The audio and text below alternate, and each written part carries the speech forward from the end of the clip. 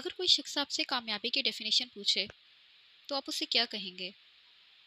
یا ایک ایسا انسان جس کی بڑی تمنا ہو کہ وہ بہت کامیاب ہو کر آپ کو دکھائے، اور آپ اس سے پوچھیں کہ کامیابی کیا ہے، تو وہ آپ کو کہے گا کہ وہ فیلڈ جس میں ٹاپ کرنا چاہتا ہوں میرے لیے وہی کامیابی ہے، یا یہ کہ بہت سا پیسہ کمانا میرے لیے کامیابی ہے، یا کوئی کہے گا ایک بہت بڑا گھر بنا لینا میرے لیے کامیابی ہے، بہت سی گاڑیوں کا ہونا میرے لیے کامیابی ہے۔ یعنی جب ہم لوگوں سے پوچھتے ہیں کہ ان کے نزدیک کامیابی کی تعریف کیا ہے، تو آپ کو مختلف جوابات کچھ اسی طرح کے سننے کو ملتے ہیں۔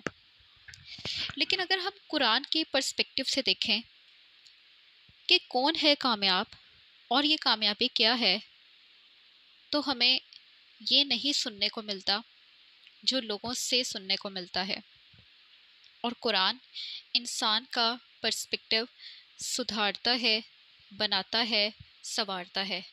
آپ کا پرسپیکٹو غلط ہے، قرآن اس کی کریکشن کر رہا ہوتا ہے۔ بعض اوقات آپ کو کریکشن کی ضرورت ہوتی ہے تو قرآن آپ کی کریکشن کرتا ہے کہ آپ ٹھیک جا رہے ہو، مگر یہاں پہ آپ سے غلطی ہوئی ہے، تو آپ نے اس چیز کو اب بہتر کرنا ہے۔ تو سورہ لیل کو اگر ہم دیکھیں تو سورہ لیل میں اللہ تعالیٰ فرماتے ہیں آیت نمبر 8 میں فَأَلْهَمَهَا فُجُورَهَا وَتَقْوَاهَا۔ انسان کے نفس کی بات ہو رہی ہے جس کا کوئی پیڑ نہیں ہے، کہ انسان کے نفس میں اللہ تعالیٰ نے الہام کر دیا ہے یا تو فجور کو یا پھر تقوی کو۔ الہام کرنا کیا ہوتا ہے؟ لہم کہتے ہیں کسی چیز کو ایک ہی بار میں پورا کا پورا نگل لینا۔ ایک چیز آپ کے اندر جائے گی، آپ کے نفس کے اندر یا تو تقوی جائے گا یا آپ کے نفس کے اندر فجور جائے گا۔ اور فجور کیا ہے؟ فجر کہتے ہیں ایکسپلوژن آف لائٹ کو، پھٹ جانا، نکل پڑنا، امٹ پڑنا۔ فجور کیا ہے؟ کہ انسان اپنے نفس کو اور اپنے روح کو پھاڑ دے اور وہ فاجر بن جائے، لمٹس کو کراس کرے، اس کو فرق ہی نہ پڑے، تو ایسا انسان فاجر بن جاتا ہے۔ اور تقوی کیا ہے؟ کہ انسان اس چیز سے ڈر جائے کہ نہیں، مجھے اللہ کی محبت کو نہیں کھونا ہے، fear of losing Allah's love، کہ نہیں، اگر میں یہ کام کر رہا ہوں تو مجھ سے اللہ کی محبت چھن جائے گی، اگر میں یہ سن رہا ہوں تو مجھ سے اللہ کی محبت میں کمی آ جائے گی، اگر میں یہ دیکھ رہا ہوں تو نہیں، کہیں ایسا نہ ہو کہ اللہ مجھ سے محبت نہ کرے۔ تو the fear of losing Allah's love is called تقوی۔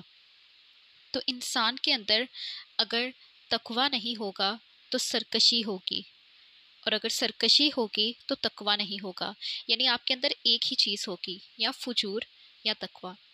پھر اللہ تعالیٰ فرماتے ہیں قد افلح من زکاہا، بے شک افلح کامیاب ترین ہو گیا وہ شخص، کون؟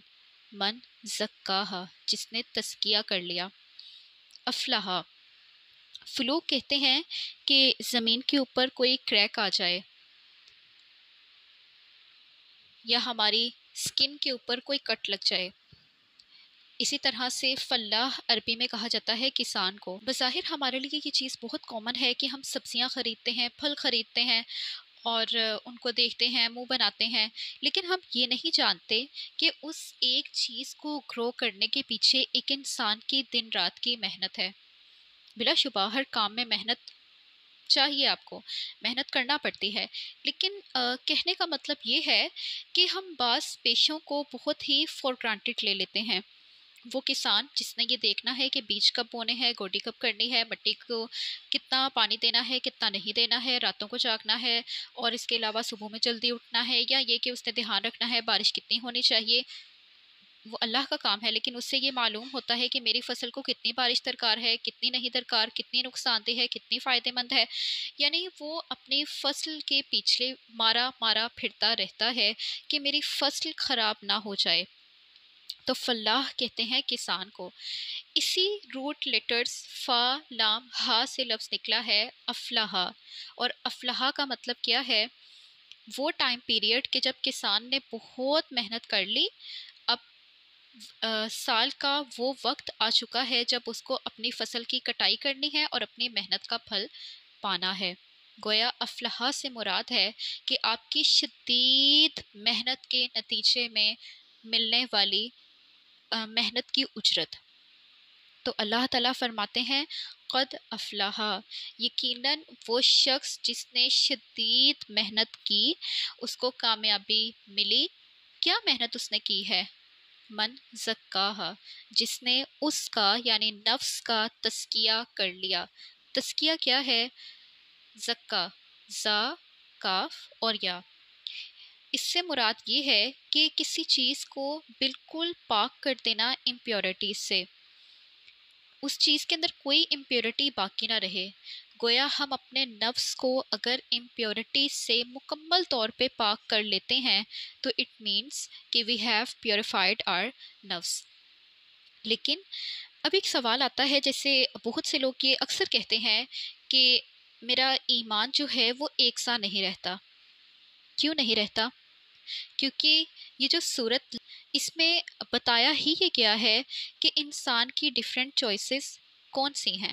ابھی جیسے پچھلی آیت میں آیا نا کہ آپ کی چوائس ہے کہ آپ تقوی کو اختیار کرتے ہیں یا آپ فجور کو اختیار کرتے ہیں۔ لائک وائز انسان کے اوپر ڈیپینڈ کرتا ہے کہ انسان اپنی زندگی کے حالات کو کس طرح سے آگے لے کر چلتا ہے۔ جیسے اگر ہم اسٹارٹ سے دیکھیں تو اللہ تعالیٰ نے پہلی قسم کھائی تھی شمس کی، سورج کی، پھر اس کی روشنی کی۔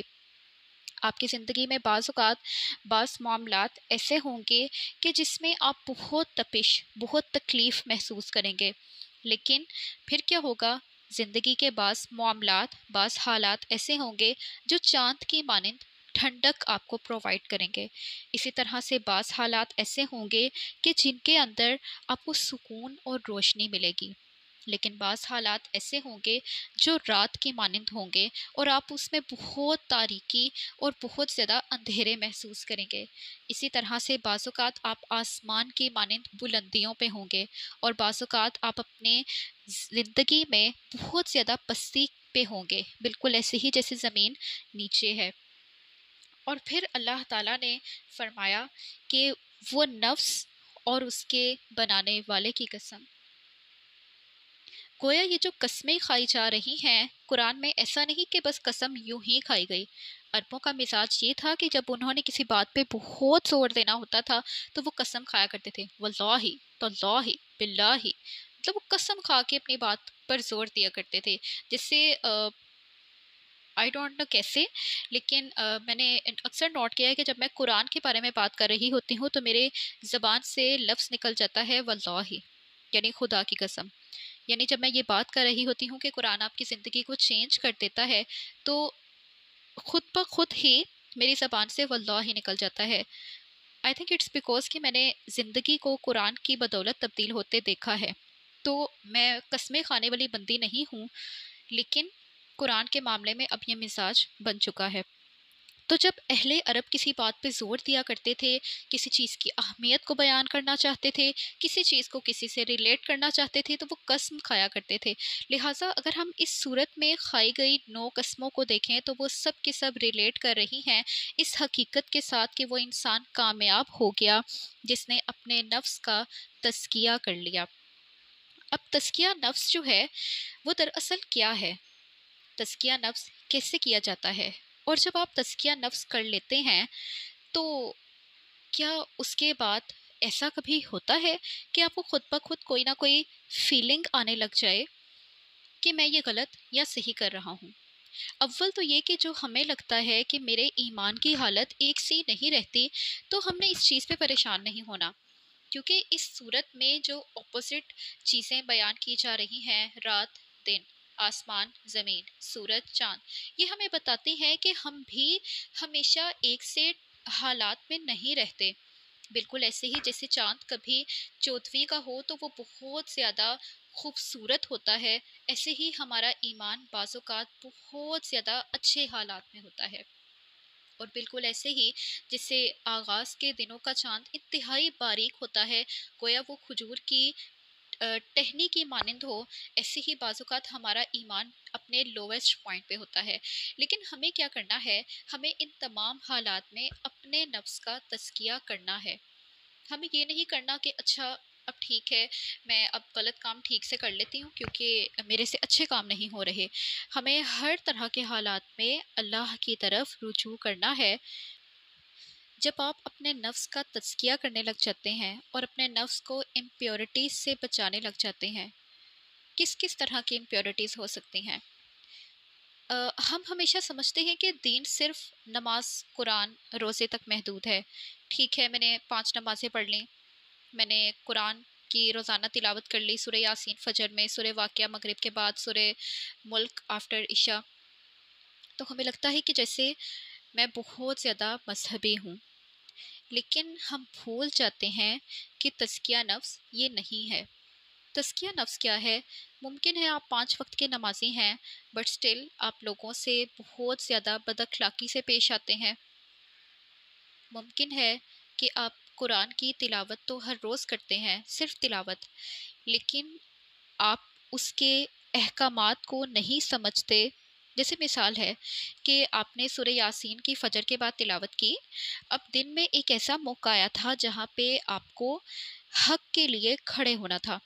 سورہ یاسین ہی میں ایک ایسے شخص کا واقعہ موجود ہے کہ جس نے اپنے لوگوں سے کہا تھا کہ لوگوں، یہ جو رسول بھیجے گئے ہیں یہ اللہ کی جانب سے بھیجے گئے ہیں، یہ آپ سے کوئی اجرت نہیں مانگتے، ان کی آپ اطاعت کرو، ان کی پیروی کرو۔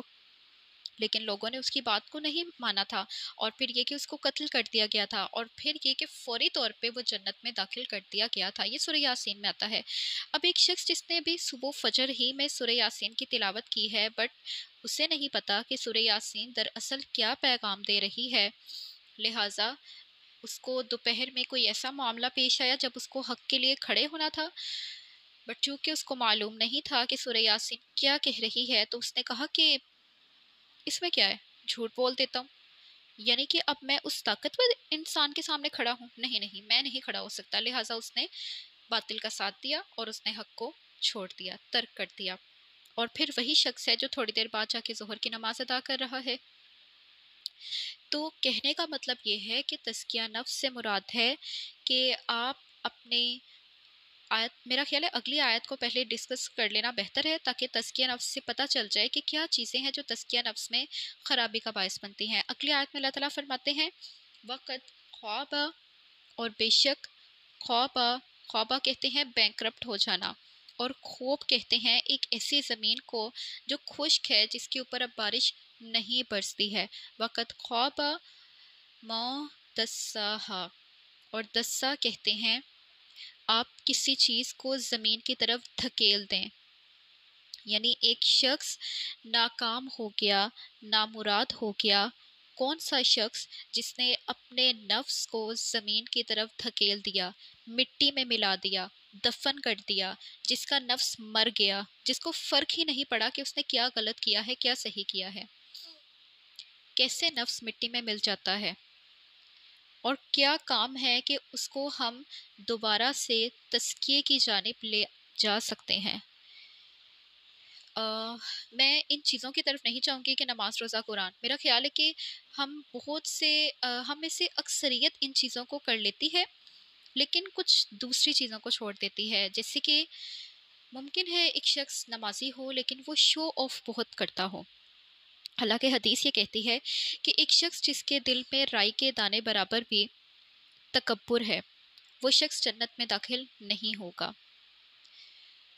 اب ہمارے ہاں کیا رواج بن چکا ہے، بالخصوص خواتین میں، اور چونکہ میں ایک لڑکی ہوں تو مجھے تو یہ چیز بہت بہتر معلوم ہے کہ اگر کوئی انسان ایک برانڈ کا سوٹ خرید لیتا ہے یا اس کو وزٹ کراتا ہے یا اس کو پہن لیتا ہے، تو وہ 10 لوگوں میں بیٹھ کر اس چیز کو بلند آواز میں بار بار ریپیٹ کرے گا، میں نے پتہ ہے کیا پہنا ہے، میں نے جے ڈاٹ پہنا ہے، پتہ ہے میں نے کیا پہنا ہے، میں نے ماریا بی کا سوٹ پہنا ہے، پتہ ہے میں نے کیا پہنا ہے، پتہ ہے یہ کتنے کا آیا ہے، پتہ ہے یہ کب لیا تھا، پتہ ہے یہ کیسے لیا تھا، پتہ ہے میں کس کے ساتھ گئی تھی، میں نے کیا کیا کھایا تھا۔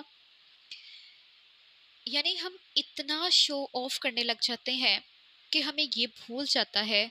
میں یہ نہیں کہتی ہوں کہ بتانے میں حرج ہے، میں یہ بھی نہیں کہتی ہوں اچھا پہننے میں حرج ہے. اللہ تعالیٰ خوبصورت ہے اور اللہ تعالیٰ جمال کو پسند فرماتا ہے. اور پھر حدیث ہی ہمیں بتاتی ہے اچھا پہننا اوڑھنا یہ تکبر نہیں ہے. تو لیکن تکبر یہ ضرور ہے کہ آپ کو اللہ نے دیا ہے تو آپ اس اللہ کا شکر ادا کرنے کی بجائے اس اللہ نے جو عطا کیا اس کو ہر اس انسان کے سامنے بھی بیان کریں جو وہ افورڈ کرنے کے قابل بھی نہیں ہے. اللہ نے دیا ہے، پہنیں، اوڑھیں، سجیں، سوریں، حدود میں رہیں، لیکن ان لوگوں کے سامنے مت اپنے آپ کو بڑھا بڑھا کر بیان کریں، یا اپنے پیسے کو یا اپنی چیزوں کو جن کو اللہ نے نہیں دیا. اسی طرح بہت سے لوگ ہیں جو حرام ریلیشن شپس میں ہیں لیکن وہ اس سے باہر نہیں آ پا رہے، تو ہم ان کو جج کرنے لگ جاتے ہیں. حال ہی کی بات ہے، میں کہیں پر پڑھ رہی تھی کہ جب کسی انسان کو ہم جج کرتے ہیں تو اللہ تعالیٰ ہمارے سامنے کچھ ایسے حالات پیدا کر دیتے ہیں کہ جہاں پہ ہمیں سوچنا ہوتا ہے کہ ہم کیا کریں. وہ کام کریں جو کسی نے کیا اور میں نے اس کو جج کیا، یا وہ کام کریں کہ جو میرے مزاج کے خلاف ہے، یعنی جو میری ویلیوز میں نہیں آتا، میری اخلاقیات پہ پورا نہیں اترتا. اور پڑھنے کے بعد مجھے ریئلائز ہوا کہ یہ بات کتنی گہری ہے. کہیں نہ کہیں ہم کسی نہ کسی کو جج کر دیتے ہیں. ایسا نہیں کہ اگر میرے ہاتھ میں مائک ہے اور میں یہاں بیٹھ کے بول رہی ہوں تو میں نے کبھی جج نہیں کیا. آف کورس کیا، لیکن میرا خیال ہے یہ تب تک ہوتا ہے جب تک انسان کے پاس علم نہ ہو، جب تک انسان نے اس چیز کو قرآن کے لینس کے تھرو سمجھا نہ ہو. انسان کے سمجھانے میں اور رحمان کے قرآن کے تھرو سمجھانے میں بہت زیادہ فرق ہے. تو جب آپ کا رحمان رب آپ کو اپنی کتاب، اپنے الفاظ اور اپنی باتوں کے تھرو کچھ سمجھائے تو اس کو سمجھ لینے میں بہتری ہے، کیونکہ تزکیہ نفس کی جانب یہی چیزیں ہمیں لے جاتی ہیں. اسی طرح سے ناشکری کرنا، ہر وقت یہ رونا ہر انسان کے سامنے، تمہیں نہیں پتا میری زندگی کیسی ہے، تمہیں نہیں پتا میرے کتنے مسائل ہیں. سبھی کے ہیں، کس کے نہیں ہیں. اور اچھی چیز ہے، ہونے چاہیے. میں نے دیکھا ہے اور میرا خیال ہے یہ حال ہی کی بات ہے کہ میں یہ چیز پھر سے دیکھ رہی تھی. ماضی میں بھی دیکھ چکی ہوں، حال میں بھی دیکھا کہ جب تک کسی انسان کے حالات بہتر ہوتے ہیں تب تک وہ شخص اللہ کی جانب نہیں آتا ہے. آپ دیکھیں کتنے ہی عمرہ ایسے ہیں جن کے بچے دین سے دور ہیں، انہیں دین کی سمجھ بوجھ بھی نہیں ہے. کتنے ہی غربا ایسے ہیں جن کے بچے دین پہ ڈٹے رہتے ہیں، پردہ کرتی ہیں ان کی لڑکیاں، لڑکے داڑیاں رکھتے ہیں، نمازوں کو نہیں چھوڑتے ہیں، خواہ شادیوں کے مواقع ہوں، خواہ کسی کے جنازے کا موقع ہو، تب بھی وہ اپنے فرائض کو مقدم رکھتے ہیں. لیکن اس کے برعکس وہ لوگ جن کو اللہ نے بہت عطا کیا ہے، کہیں نہ کہیں ہم جیسے عام لوگ ان کو عزت دے کر اتنا اوپر لے جاتے ہیں کہ ان لوگوں کو ریئلائز ہوتا ہے کہ مجھے اب اللہ کی ضرورت ہی کب ہے. نعوذ باللہ، اللہم لا تجعلنا منہم. ان لوگوں کو ایسے لگنے لگتا ہے کہ ہمیں اب اللہ کی ضرورت ہی کب ہے، سب تو ہے ہمارے پاس. اور پھر چونکہ ہم لوگ ہمیشہ پیسہ پیسہ پیسہ کی رٹ لگائے ہوئے ہوتے ہیں، تو ہمیں لگتا ہے کہ کامیاب وہ ہے جس کے پاس پیسہ ہے، اور ہم اس غلط مائنڈ سیٹ کو اس انسان کے دماغ میں بھی ڈال دیتے ہیں جس کے پاس پیسہ آ جاتا ہے کہ چونکہ اللہ تم سے بہت راضی ہے لہٰذا تمہارے پاس بہت پیسہ ہے. صحابہ کے دور میں چند ایک کے علاوہ کس کے پاس زیادہ مال تھا، لیکن سٹل ان کے پاس ایمان تھا. دین میں کس قرآن کی آیت میں، کس حدیث میں یہ آتا ہے کہ اگر مال زیادہ ہے تو پھر آپ بہت زیادہ کامیاب انسان ہیں؟ میں کامیابی کو غلط نہیں کہتی، زیادہ کمانے کو بھی غلط نہیں کہتی، لیکن میرا یہ خیال ہے کہ آج ہر لڑکی انڈیپینڈنٹ ہونے کی دوڑ میں اتنا زیادہ غافل ہو چکی ہے کہ اس سے یہ بھول گیا ہے کہ اس نے اپنے آپ پر کام بھی کرنا ہے، اس نے اپنی ذات کو اللہ کے قریب بھی لے کر آنا ہے. اس نے اپنے آپ کو گناہوں سے بھی بچانا ہے، اس نے نامحرم سے ذرا دوری، ذرا فاصلے پر بھی رہنا ہے۔ ہم انڈیپینڈنٹ ہونے اور اپنے رائٹس لینے کی جنگ میں ایسے اندھے ہو چکے ہیں کہ ہمیں یہی بھول جاتا ہے کہ اللہ تعالیٰ نے نامحرم کے معاملے میں ہماری کیا حدود مقرر کی ہیں۔ ہم بھول جاتے ہیں اللہ تعالیٰ کے کیا رولز اور کیا ریگولیشنز ہیں۔ ہم بھول جاتے ہیں کہ دین میں کیا کیا لمٹس ہیں جس کو میں نے فالو کرنا ہے اور جو میرے اللہ کی بتائی ہوئی ہیں۔ اور جب بھی ہم اللہ کی قائم کردہ حدود سے باہر جاتے ہیں تو ہم ایسے ہی ہوتے ہیں جیسے ایک فاجر شخص ہوتا ہے۔ اور پھر آپ دیکھیں کہ یہاں پہ کہا گیا قد افلاح، یقیناً کامیاب ترین ہو گیا وہ شخص جس نے منسکاہ تزکیہ کیا اپنے نفس کا۔ افلاح، یہ جو فلاح یعنی کسان ہوتا ہے، یہ جن پودوں کی نشو و نما کرتا ہے اس میں سب سے اہم ترین چیز کیا ہے؟ پانی۔ پانی نہ ہوگا پودا مر جائے گا، سوکھ جائے گا، ختم ہو جائے گا، پروان نہیں چڑھے گا۔ قرآن میں پانی کو کہا گیا ہے کہ آسمان سے جب پانی یعنی بارش برستا ہے تو وہ مردہ زمین کو زندہ کرتا ہے۔ اور پھر قرآن کے بارے میں یہ کہا گیا کہ جس طرح سے پانی مردہ زمین کو زندہ کرتا ہے، اسی طرح یہ قرآن بھی آسمان سے اتارا گیا ہے پانی کی مانند۔ پانی مردہ زمین کو زندہ کرتا ہے، قرآن مردہ دل کو زندہ کرتا ہے۔ اب جب اللہ تعالیٰ نے فرمایا نا وقت خوابہ، خوابہ سے کیا مراد تھا؟ ایک ایسی زمین کہ جس کے اوپر اب بارش نہیں ہوتی، جو خشک ہو چکی ہے۔ گویا ایک ایسا دل جس کے اوپر قرآن کی بوندیں نہیں گرتیں، وہ دل سب سے زیادہ بینکرپٹ ہے۔ وہ دل اور وہ انسان اور اس کا نفس سب سے زیادہ زمین میں گرے ہوئے ہیں، ملیاں میٹ ہو چکے ہیں، اپنی ذات کو ختم کر چکے ہیں اور اللہ تعالیٰ سے ریلیشن میں بہت پیچھے رہ چکے ہیں۔ قد افلح من زکاہا وقد خاب من دساہا۔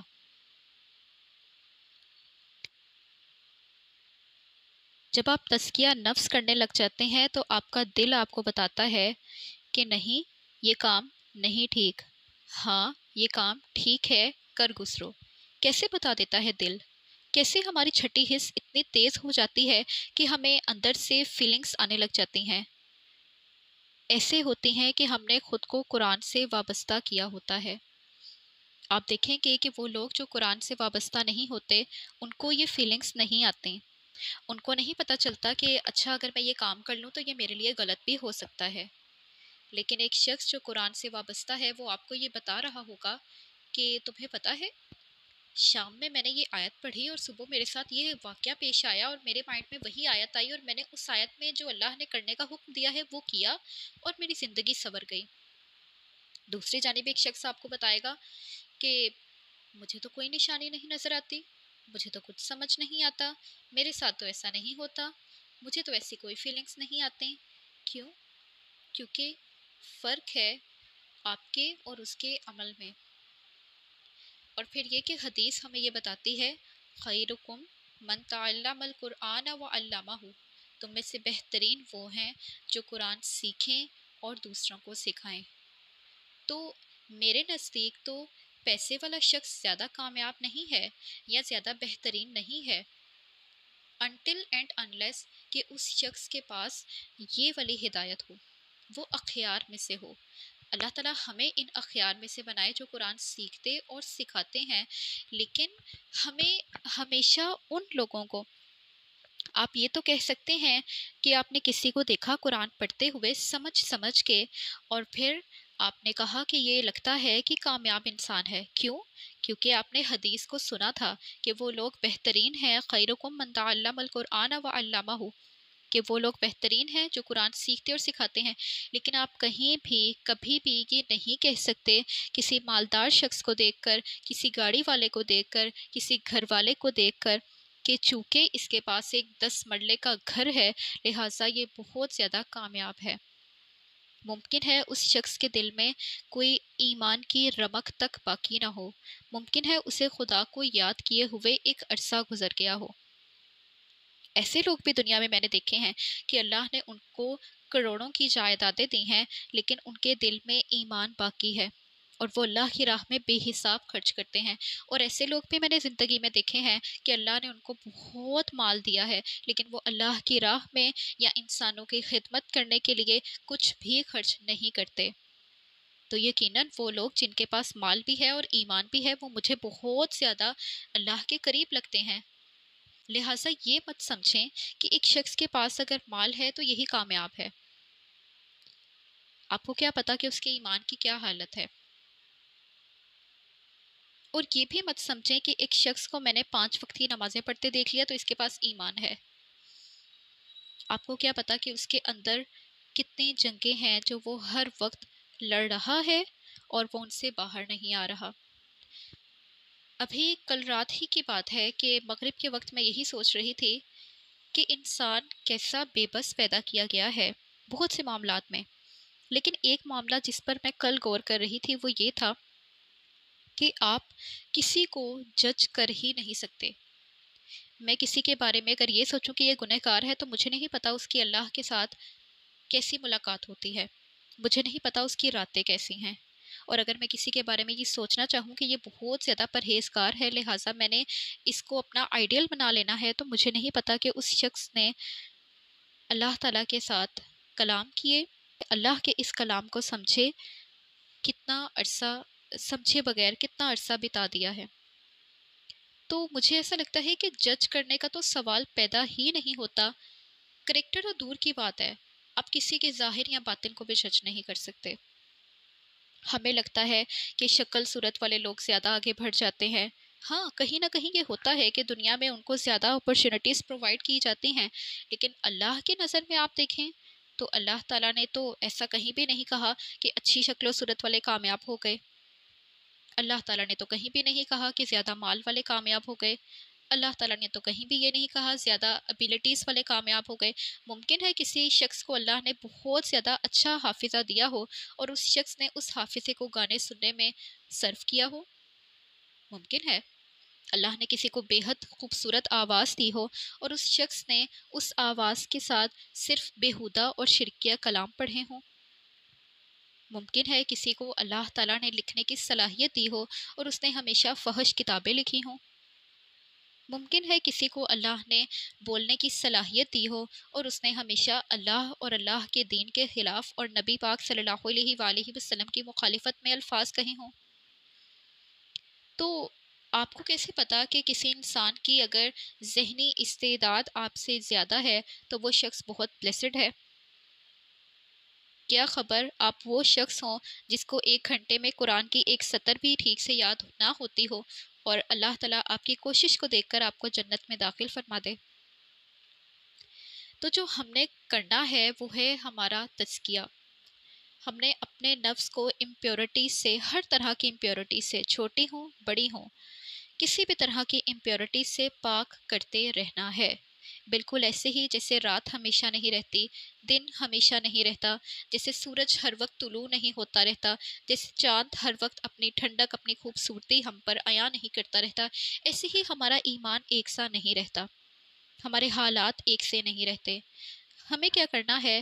ان سب میں بس اللہ کو اور اس رسی کو نہیں چھوڑنا ہے، تبھی ہم کامیاب ہو جائیں گے اور ہماری زندگیاں سنور جائیں گی۔ آج المیہ یہ ہے کہ ہر انسان کو افلاح کے درجے پر تو پہنچنا ہے، لیکن سکاہ والا کام نہیں کرنا۔ آج ہر انسان کو خوابہ کی کنڈیشن سے تو اپنے آپ کو بچائے رکھنا ہے، لیکن دساہا سے خود کو نہیں بچانا۔ تو کیسے ہوگا؟ کیسے ہم آگے بڑھیں گے جب تک ہم خود کو اللہ اور اس کے کلام کے ساتھ وابستہ نہ کر لیں؟ تو اللہ تعالیٰ ہمیں اس قابل بنائے کہ ہم بھلے ہی روزانہ کے چند ایک قطرے ہوں، لیکن وہ ہمارے دل کے اوپر گریں، پڑیں اور ہمارے دل کو نرم کریں۔ جیسے سورۃ الحشر میں آیت نمبر 21 ہے، جس میں اللہ تعالیٰ نے فرمایا تھا کہ اگر ہم یہ قرآن کسی پہاڑ پر نازل کرتے تو وہ اللہ کے ڈر سے دب جاتا، پھٹ جاتا، ٹکڑے ٹکڑے ہو جاتا۔ لیکن آپ دیکھیں قرآن کس پہ نازل کیا گیا؟ انسان کے دل پر۔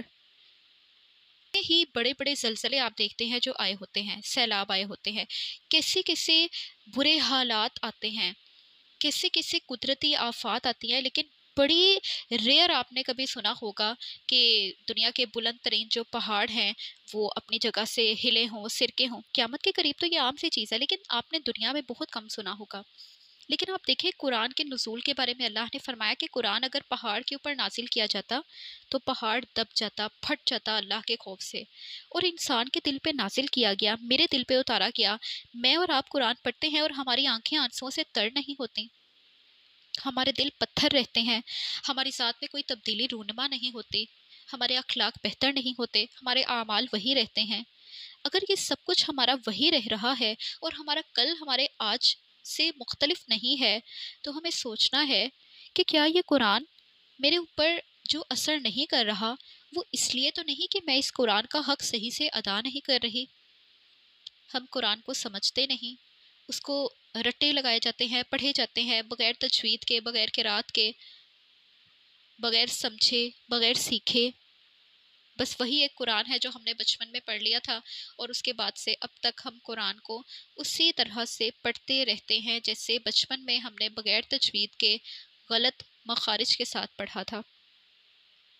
اور چلیں اب ہم نے تجوید سیکھ لی، اب ہم کیا کریں گے؟ اب ہم قرآن کی تفسیر پڑھ لیں گے، قرآن پہ تدبر نہیں کریں گے۔ اب ہم نے تدبر شروع کر دیا تو ہمیں محسوس ہوا کہ نہیں، کچھ مسنگ ہے، اور وہ مسنگ چیز کیا ہے؟ عربی گرامر ہے۔ گرامر نہیں سیکھیں گے، عربی زبان نہیں سیکھیں گے، معلوم ہی نہیں ہوگا کہاں پہ بات میں کتنی گہرائی ہے۔ تو قرآن سیکھیں۔ آپ MBBS کر لیتے ہیں، آپ MD کیٹ دے دیتے ہیں، آپ CSS کر لیتے ہیں، آپ قرآن کیوں نہیں سیکھتے؟ اتنے لوگ ہیں جو، مجھے سب سے زیادہ خوشی تب ہوتی ہے جب میں یہ دیکھتی ہوں کہ کسی جگہ کا ٹاپر قرآن کو ساتھ لے کر جا رہا ہے، اور سب سے زیادہ دکھ اس وقت ہوتا ہے جب میں یہ دیکھتی ہوں کہ فلاں انسان اتنے بلند درجے پہ ہے لیکن اس کے پاس قرآن کا علم ہی نہیں، قرآن کا ذوق، قرآن کا شوق ہی نہیں، قرآن اس کے وقت میں کہیں پہ اپنا مقام رکھتا ہی نہیں۔ مطلب آپ کا اسکیجول ہے، اس کے اندر قرآن کیوں نہیں ہے؟ آپ کیسے کہہ سکتے ہیں کہ میں ہر دن گرو کر رہا ہوں؟ میرا نہیں خیال کہ اس انسان کا انٹیلیجنس لیول کوئی گرو کرتا ہوگا جس نے قرآن کو کبھی پڑھا نہ ہو، سمجھا نہ ہو، اور اگر پڑھا ہو تو بس یہ کہ یاسین والقرآن الحکیم انک لمن المرسلین۔ کیا ہے اس میں؟ سیکنڈ آیت میں جو والقرآن الحکیم کہا گیا ہے، تو قرآن حکیم جو ہے، حکیم کا معنی کیا ہے؟ حکیم کا وزن کیا ہے؟ ہم یہ چیزیں سمجھتے ہی نہیں۔ تو میری دعا ہے کہ اللہ تعالیٰ مجھے اور آپ سب کو قرآن سیکھنے، سمجھنے اور اس پر غور و فکر کرنے کی توفیق عطا فرمائے۔